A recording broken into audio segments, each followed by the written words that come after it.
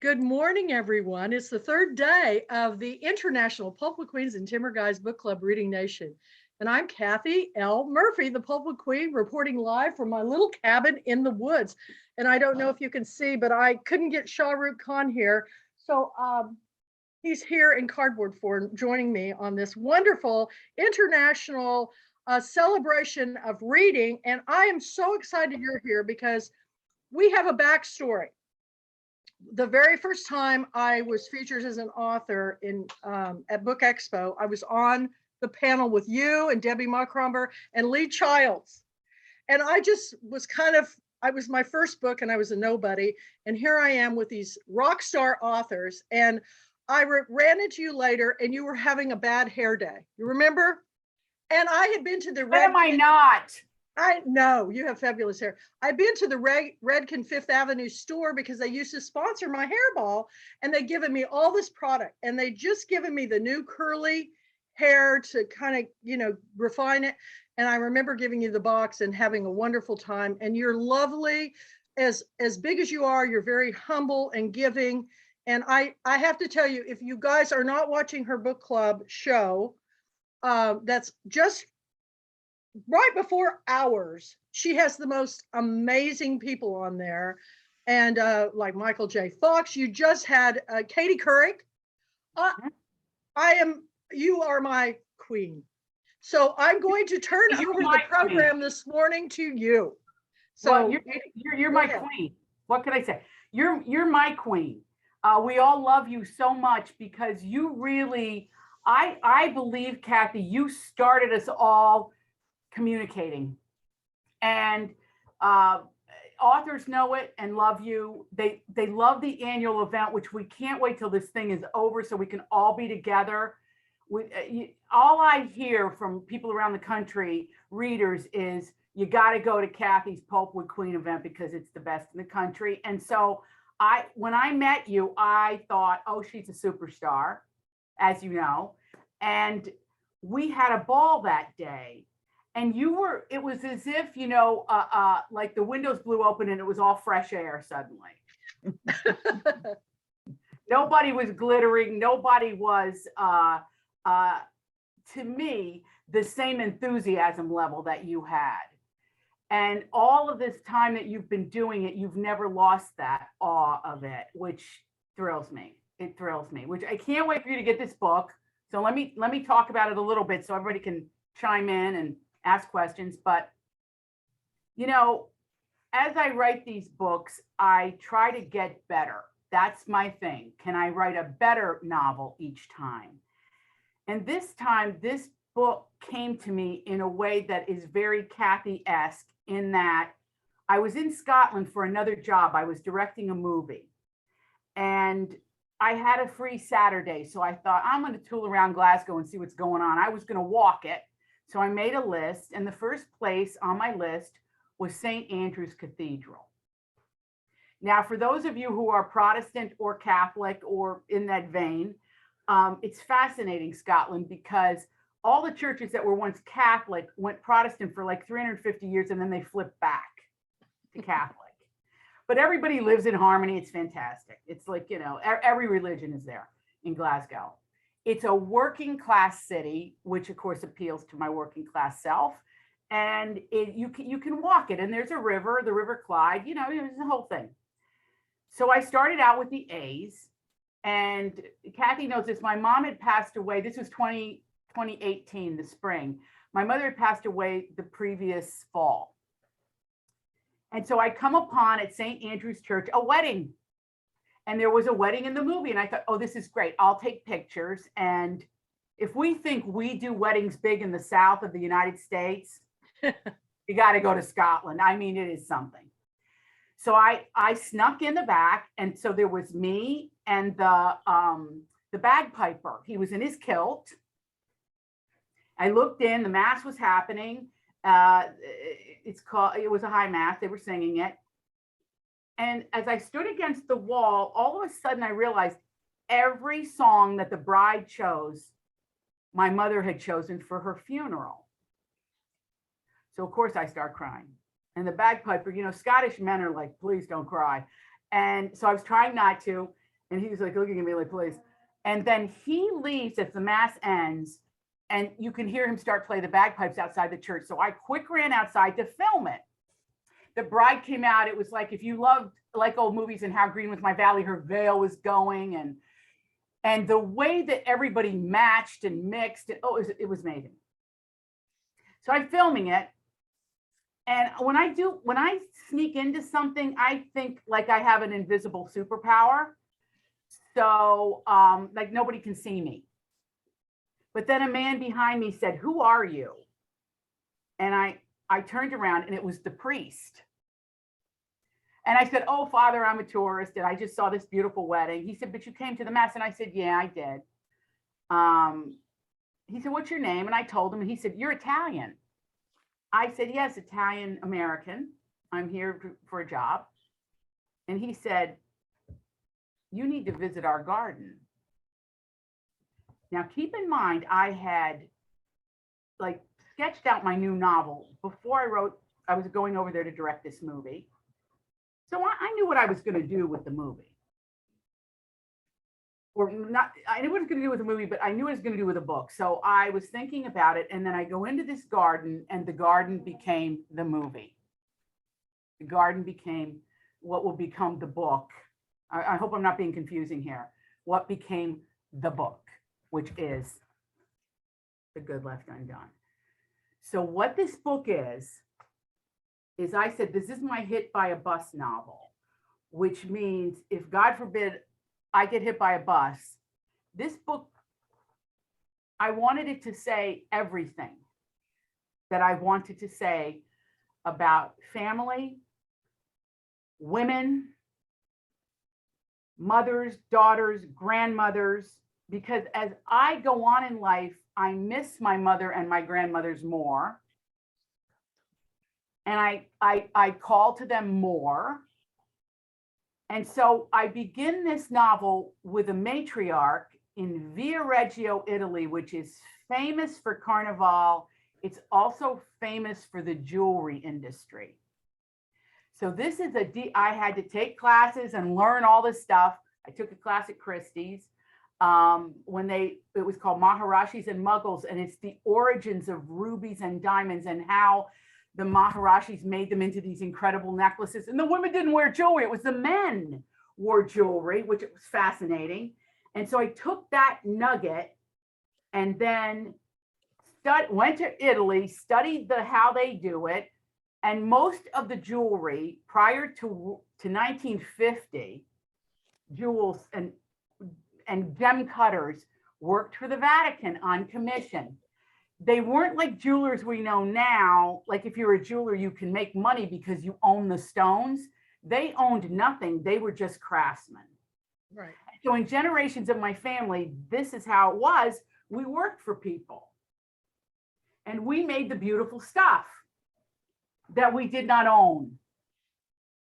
So I start the book with the matriarch. Her name is Matilda Cabrelli Raffo.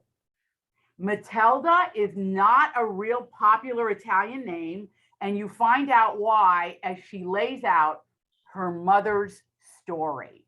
So it's the story of her mother's life and her life, the intergenerational, and there's a granddaughter who's engaged to be married, who's in this moment 24 years old, and she's almost like a throwback. She doesn't have a career.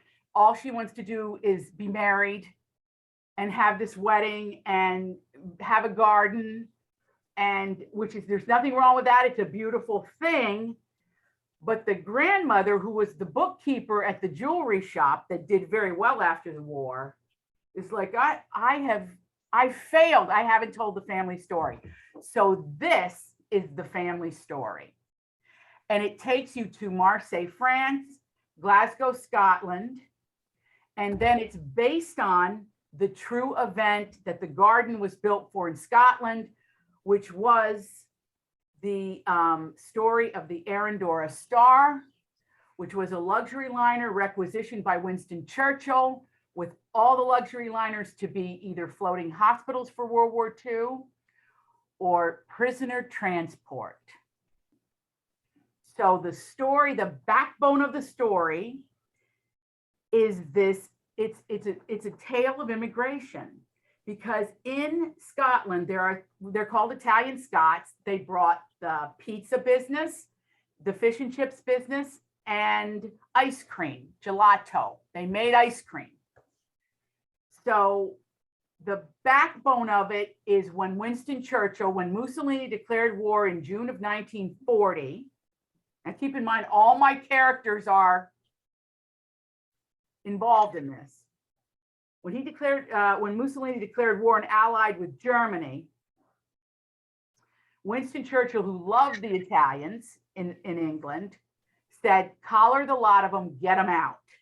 So they herded up the Italian men and boys between 13 and 80, and we're putting them on ships. If you know Australia, there's Italian Australians, and they never came back. They were banished. The Arendora Star was on its way to Canada, and this event happens that is cataclysmic, and I won't spoil it, and it changed the shape of the narrative of this Italian family. And that's the story. And so this is a story of a woman. Her mother had two great loves in her life. You see how that plays out.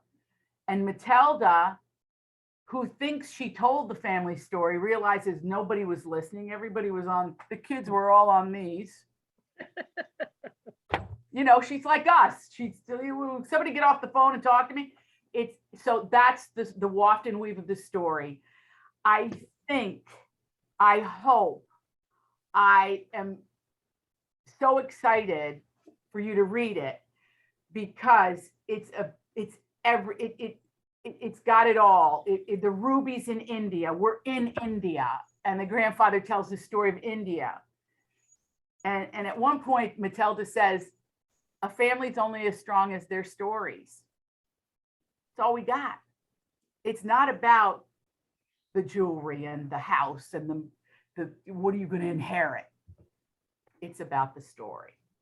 So that's The Good Left Undone. And the title comes from a plaque I read in a church in Italy at the base of the mountain that my people are from, on my mother's side, in a town called Sotto il Monte, which was the birthplace and the home of Pope John the 23rd, my favorite pope, who was warm, changed the trajectory of the modern church. Wasn't pope long enough, like 5 years, but he was the first pope that was a peasant. And that appealed to me too. But in this church hangs a triptych credited to Saint Bernard of Clairvaux, who was from Marseille. See how it all weaves?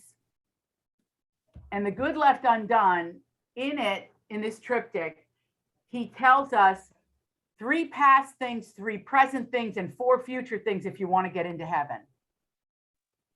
And so that's it, Kath. Well, I'm telling you, I think this book and this story could be like the poster book child for the International Pulpwood Queens Book Club Reading Nation, because you're all over the world. You're telling a story that's generational, and you are doing it in such a way that we all can relate. I mean, and it's so discussable because we all are immigrants from somewhere.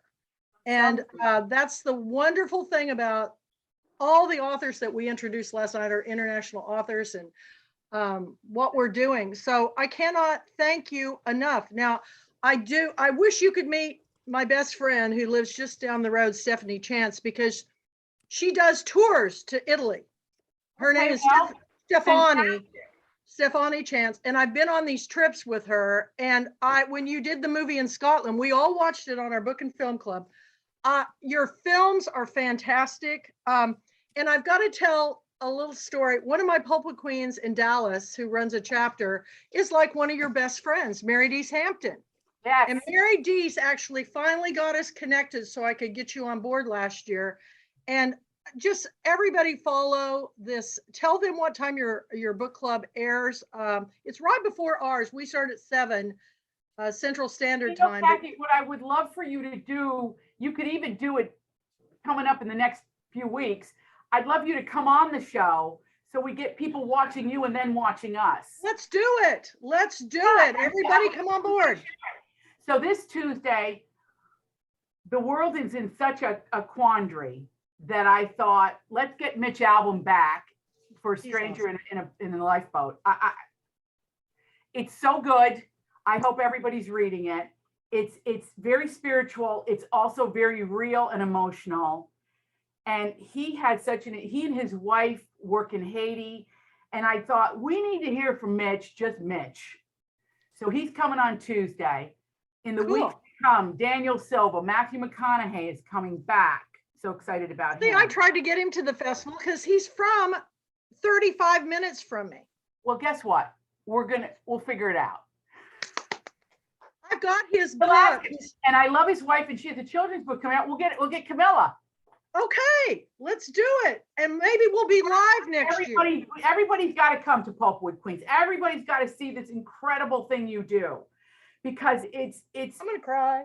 You put the party in it. You're putting the party in books. And look, Kathy, it's no, well, now, we have the whole group we're talking to, but and I love everybody here. They're fantastic. You're the person who lit the match on this. And books during this pandemic, people are reading at a 30% higher rate than they were before the pandemic. So in this horrible thing came this beautiful rose, and I think it's you. It's your insistence and introduction of this vast array. You don't care if we're self-published, published by this, published by, you don't care. You're a story person, and you are a person who supports writers and artists. And I know your struggle. And so let's, whatever I could do to help. I have a list of people that I've been talking to that I want you to have on your show that I think are amazing. But here's the thing about Matthew McConaughey and that book, Green Lights. I was not expecting anything when I read it, and he is brilliant, but he's also one of the best people I've ever met. I think so too. Is he going to run for governor? Is he going to run for Texas? No. He's not? Okay. No. Dang it. And when I say the best people I've ever met, because he's self-aware and he wants us all, he just put the workbook out that goes with Green Lights. Get it, read it. You'll thank me. He's so thoughtful about telling his life stories that, and I'm a person who loves autobiographies. I read them all the time. I love them. And his is exquisite. And we had all these weird connections with Italy. Like he did a motorcycle trip through Italy, and his motorcycle broke down in a town where my cousins live, Sestri Levante, which is in this book. But this is a book. Here's the thing. The Scots, the mighty Scots of Scotland, and the Irish and the English, everyone in this country has some aspect of that in them. Mm-hmm, I do. This is a celebration of your people as much as it is of the Italians, the French, your German descent. I wanted to write, like in the spirit of your international club, Kath, an opus that gets us through this story where you really understand where people were coming from and what war does to families, and what it does to the history of a family. And a lot of us, when I talk about World War II in America, it's so hard. Our grandfathers didn't want to talk about it. Our great-grandfathers didn't want to talk about it. But the stories are there. And if we keep asking, you can kind of pull it out of them. This book goes for it.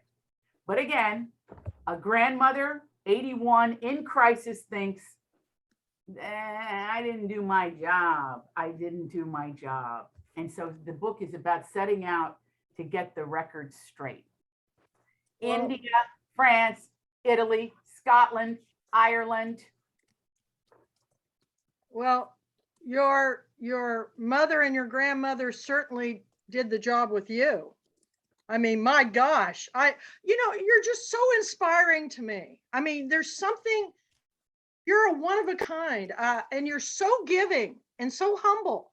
I want everybody to learn from you because in this world that is so negative and so. And how about, Kath, and thank you for those beautiful compliments, but I have to say this.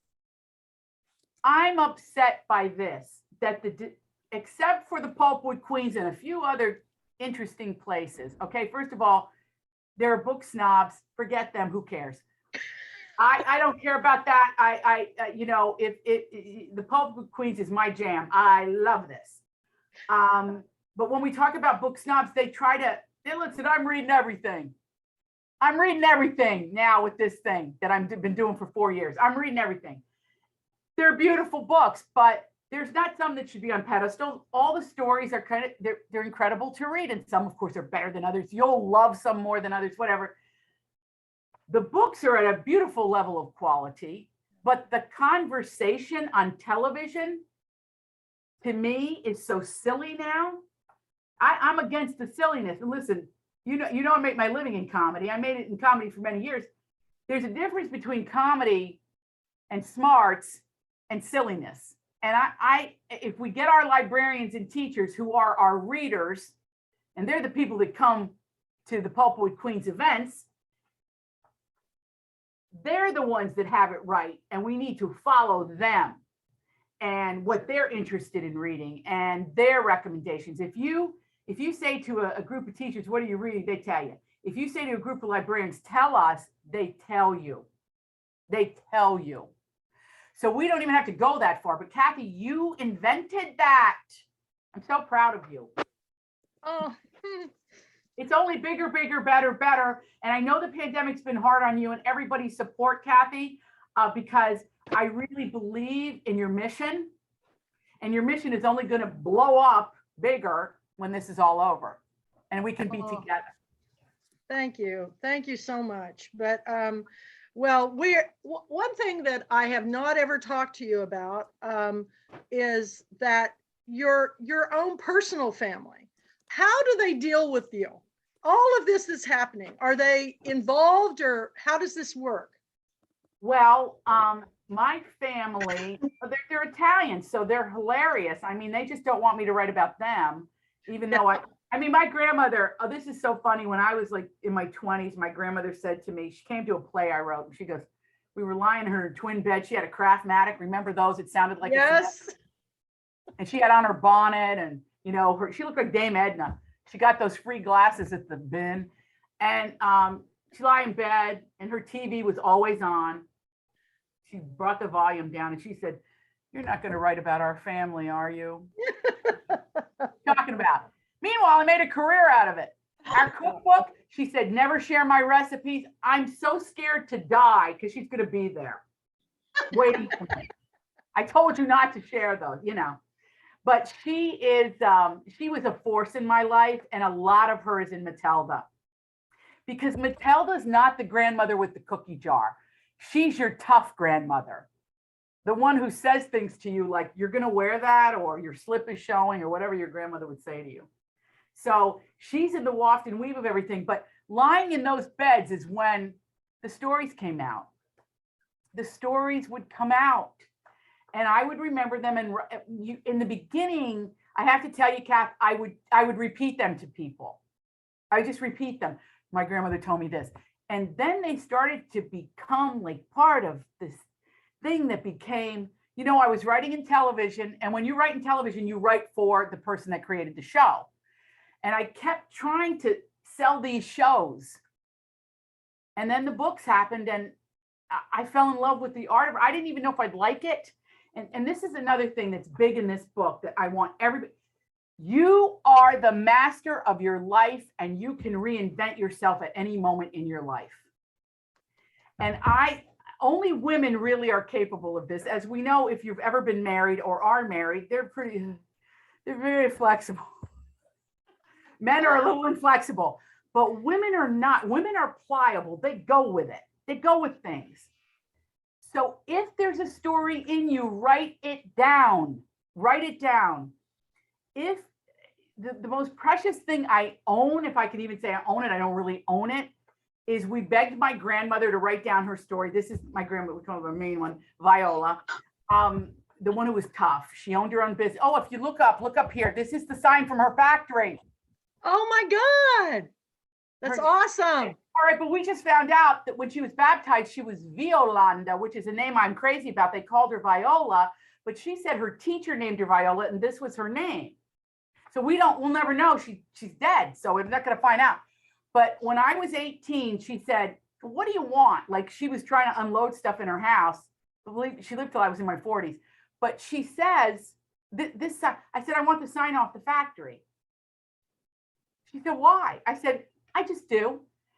And I want everybody to know I had it wrapped in newspaper and taped. And this is my daughter's, was her bedroom, her nursery. When we moved her upstairs, I took this over as my office. I'm destined to live in old houses. This thing is from 1838. But anyway, that sign, I finally took it out and then I looked at it and I went, how am I going to frame this? My husband said, just hang it up there. It's perfect. So that's from it was hung in 1942. Amazing. Wow. Is it crazy? Amazing. But that's the kind of stuff I like. And I know, Kathy, I know when I come to visit you, you're a pack rat. You have the stuff. I have the stuff. And I keep it all around me as I'm working like this. It's my grandfather's wallet. And this is his ID in his union. And it's on my desk and I look at it every day. He was a machinist in a factory who partnered with my grandmother. They got married and then they said, we should have our own factory. So these gentlemen helped them get into business and then they own their own mill. So I feel so strongly that my spiritual side of this is to let everybody within the sound of my voice know. Stick to what matters in your family story. And by the way, many times I talk to folks that are adopted and they go, well, I don't have that. I said, yes, you do. You do have it because you had this spiritual connection that you were placed in that family.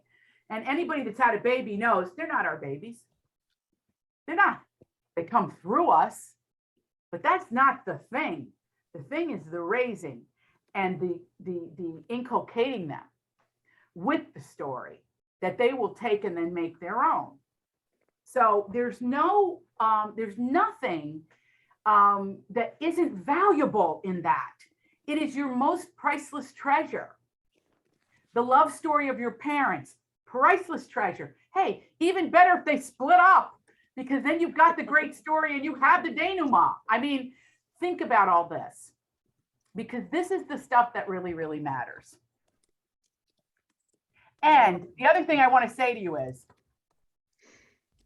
when you're in business and you're self-employed, which I am, which Kathy is, you have these all the time. And you have, and you're in the valley and you think, I'm going to get out of this again.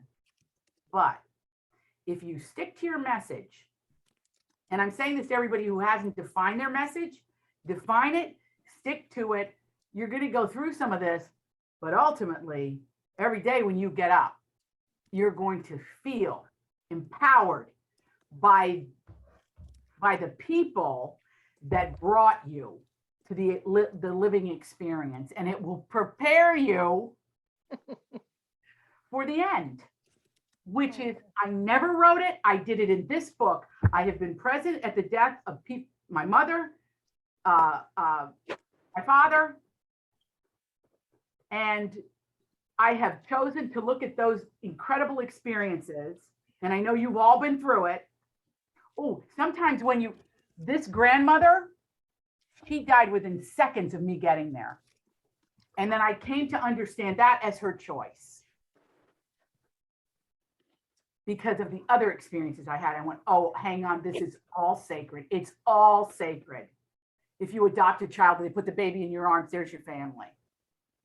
If they're exiting, you're there.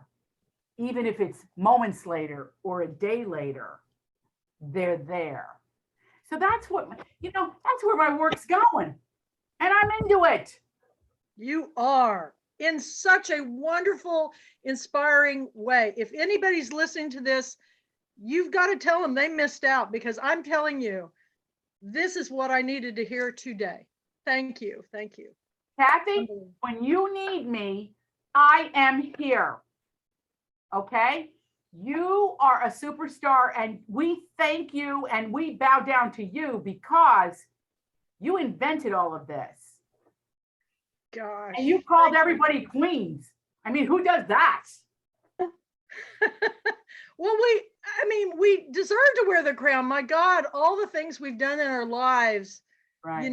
Raising kids and families and jobs, and we juggle so many balls every day. I feel like I'm a circus because, I have to juggle so many things. And right now it's just keeping financially, Well, that's right. Then that's what we're here for. Yeah. Thank you. God, that's what we're here yes. for, to raise you up, because you need to be raised up and stay raised. You are reaching. You're the breadth of what you do is I don't even know how you do it. I don't know how you do it. I've got Mandy Haynes helping me now. That's how I do it. I've got Betty Koval helping me, and I've got all these volunteers that are helping me. And Andy and Betty. Mm-hmm. Yeah, they're awesome. I see them. They're look at the rates of light they are. They are. Yeah. Definitely. I always say I'm just a little bitty cog. What, dear? I said, I always say I'm just a little bitty cog trying to help anywhere I can. Hey, that's how I feel. Anything I can do, you just let me know.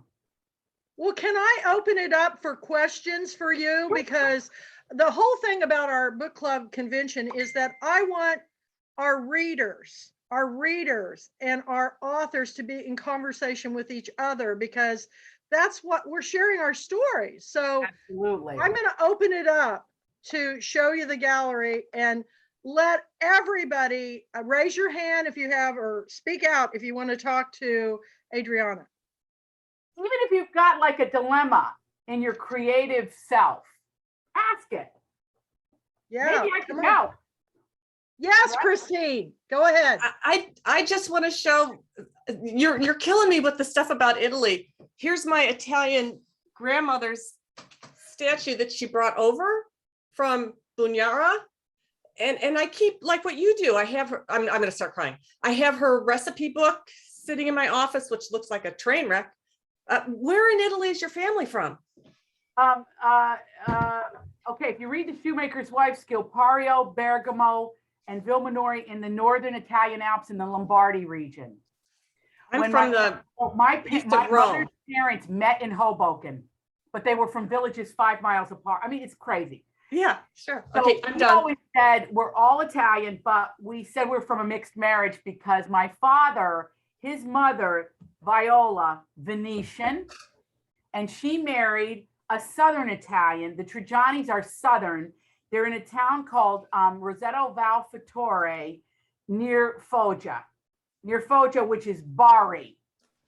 So I'm a little Barese, Venetian, and Lombardian, Northern Italian. Okay, I don't want to hog the time because I know there are other questions. You're on the water, aren't you? Where are you, Christine? Well, is Nolfi your married name? No, that's my name. I've kept my name. I did too, because I felt like Adriana Stevenson sounded like a very drunk librarian. Well, I've been remarried and I'd already started publishing. So it was like, I'm Christine Nolfi. That's my name. So I kept it. Are your books based in Italy? Are you writing Italian stories? I live in Charleston, South Carolina now. And I'm originally from Cleveland, Ohio. I don't know if you remember Higbee's. My father was vice president of Higbee's. That's another story. I don't want to hog your time because it's only a few minutes and I know other people want to ask you questions. Do me a favor, will you? Sure.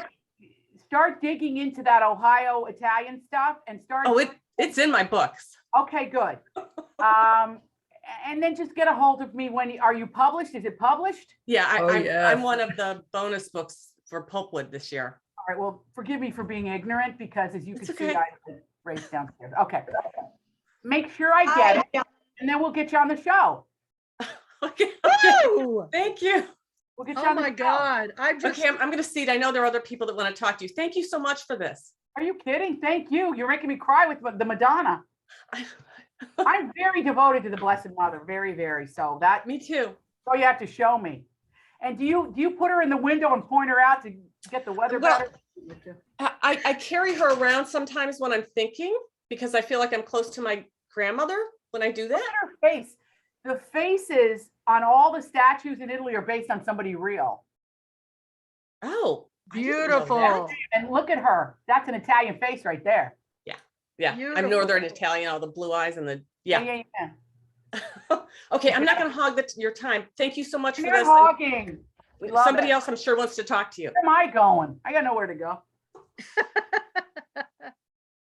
Who's next? Quick. Thank you, Christine. Hi, I'm late. Hello. My mother called. I had to go to my mother. You know how that is. But I just want to say hello. I'm so Richard sorry I Mall. missed you. Thank you. You know, moms come first. Absolutely. Absolutely. I just want to say, Adriana, I just want to say how much I loved hearing about your newest book because mine is a combination of Scotland, a daughter in Scotland and a mother in Italy. And the mother runs away back to Italy and she can't stand the Scottish winters and she goes back to Italy and they haven't seen each other. I mean, she left when the child was 2.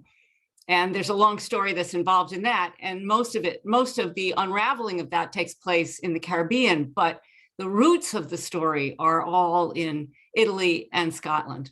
Sensational. Get it to me. I'd love to. Or I just tell- also just would let us like know. to You send guys, you. I buy books. Just tell me what the titles are and we'll take care of it. All right. I already love it. The moon. This always one, rises. and Alex it's the Hill. international pick for April. I love it. It's beautiful. The moon Fabulous. always rises. Great Thank you title. for being with us this morning. This is wonderful. Adriana, what do you like better, writing books or doing stand-up? Which one do you like better? Well, Jacob, let me just shoot straight with you. It's like Kathy will tell you this. There is the enterprise of writing, and then there is the enterprise of promotion. And so I dig back in my comedy roots when it's time to promote. Now this one, listen, I haven't been a laugh fest this morning because it's serious in a way. But there's a lot of comedy in this book. But which one do I like better? Well, I kind of need both. So the solitary life needs, and that's why I direct and write movies because I love that. I love making the circus too. So I would say the hard part of writing, the only hard part for me, because I consider myself very, very lucky that I've been able to do this my whole life, is the sitting. I don't like to sit. Me either. I'm having a hard time. I'm I on know. this thing for a Listen, week. somebody called me last night and said, I'm good. Oh, Ann Napolitano, who wrote Dear Edward, which everybody I'm sure has read. We were doing a thing and she said, I'm going to get one of those stand-up desks. I said, don't buy it. Just come down and get mine. I'm not using it. That's the worst. I'm not going to stand and do something. That's like, I mean, from doing hair, you pumping that chair and that's not what I'm talking about. I'm talking about moving. Yeah. I have to walk in a circle around my house and I mean, everything circle constantly. constantly because I'm not getting out because of my diabetes and stuff. So yes, Janet Oakley from Bellingham, Washington, who runs a chapter of the Pulpwood Queens and is one of our authors. Yeah, go Yeah, ahead. just wanted Already young met Clark Gable on a movie set. That's right, up at Mount Baker, That's which right. got we have almost 90 feet of snow. I wanted to show this. I don't know if you can see this. This is my Nana's sewing kit. I love what you talked about, family and objects, but it's something she made and it contains all these little jewels, her original pins. I just discovered this one when I was visiting my brother in Massachusetts. I have 2 other ones. One is so delicate, I finally opened it up and realized that it was made in 1869. and she had her little picture inside of it, stuffed inside of it. And I treasure these things. I have stuff from my dad's side. He was my great grandfather was a surgeon at the Battle of Gettysburg. So I have that story, but I think the women's story, these being able to hold things. I have a little, it's like a piece of wood that's been shaped that fits around your waist. And my great grandma, we called her Bongi. I never met her. She died at 101 when I was about 4. But she did all her tatting on it. And it's too delicate to put a laptop on it. I tried that, but I'm making more, I call them little book angels. And I'm going to be working on one of these during the whole conference. I'm planning on giving it away to someone already, but I'll be showing pictures of it because I'm going to start dressing her. But anyway, I use that. I feel so connected to women's things and stories, and like you talked about recipes, you know. They have power. They have power. They have power. If you hold that, well, first of all, my brain's going crazy here because you must be English descent, right? I am English descent. Because when I do book tours over there, when I was there, I bought a memory pillow. They call it something. Oh, wow. It has the bits and pieces. When the men went off to war, the women would sew their shirt buttons on it and little jewels and little pictures and little letters. That's your family tradition. And I have never read a book where somebody wrote about that. So I hope you're going to write about that. Well, I think I better put that in the one I have in mind. So good. Good, because that's really, if you take the things in your life that matter and you put them in the waft and weave of your creative endeavors, whether it's a book, a poem, a souffle, a dress, a gown, a design, or something, whatever it is, you cannot fail.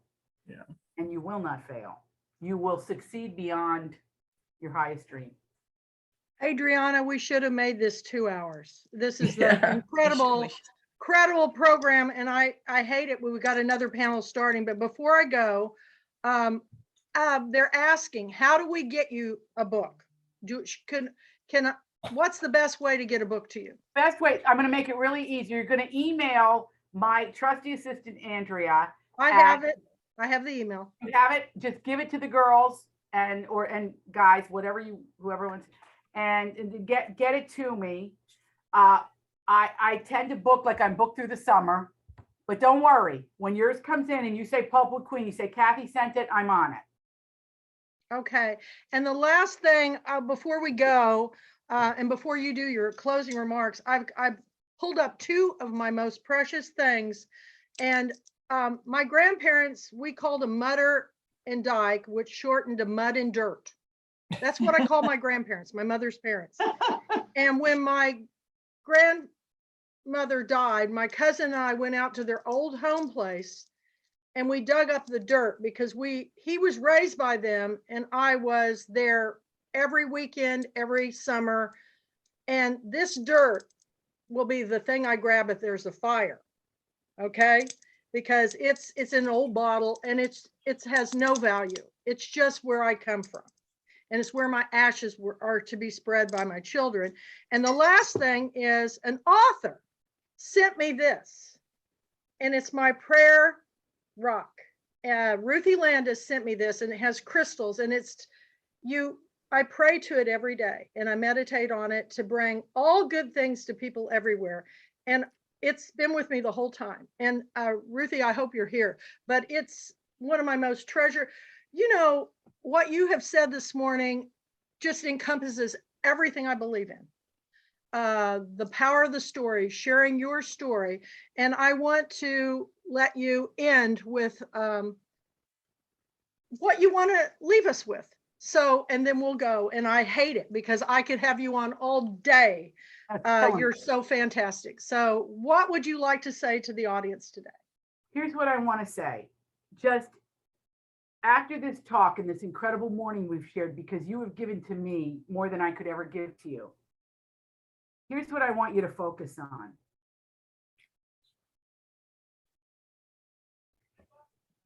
There is no time like the present moment to find that thing, that voice within you, that drive within you anew. It's a new year. You know who you are. You know what you're about. You know what you've lost. You know who you've loved, and you know what you come from. So my New Year's hope for you is that you make a nice meatball out of everything. That's a spicy meatball. You make a nice meatball and you make a feast in your life. Make a feast. This has been so hard on everybody, but there's been some grace in it because we've had time to think. We've had time to rejigger. We've had time to really look at ourselves. And you know what? People need you. They need your stories. They need your perception. They need your take. You can write a book and there'll be one line in it that will change somebody's life. That's what you have to hold on to. That's what you got to hold on to, because that's the important stuff. That's my closing remarks. Thank you. Thank you so much. And if you guys are not watching her book club, it meets right before ours. I will be sending it out with every notice to just watch her because it's amazing. And I look forward to be on your show. What an honor. Well, Thank then you. we can continue this. Okay. Okay. Well, we can I continue love you. I wish I You could. know, we can let everybody hear about you. I wish I could just give you a big hug. I mean, it's amazing. Thank you so much. Show your book one more time. Everybody, Good you Left can go to our Undone. website today. The Good Left Undone, Penguin Random House. And you know what I love? When people are reading by it, it gets cheaper and cheaper. I love when it gets rock bottom cheap. Thank you. Thank you. You. Love you all. Oh my God. We love you. Kath, I And love you. we want you back every year. Oh my God. I'm here every year till I'm dead, okay? Okay. I love you. Yeah. We'll be in touch. Bye. Okay. Thanks, Betty. Thanks, Mandy, for your cogging. Oh, You're a Thank you for trip. your great questions, everybody. Bye, Okay. sweetie. Have a great Have a wonderful week. Bye. Great one. Bye. Bye.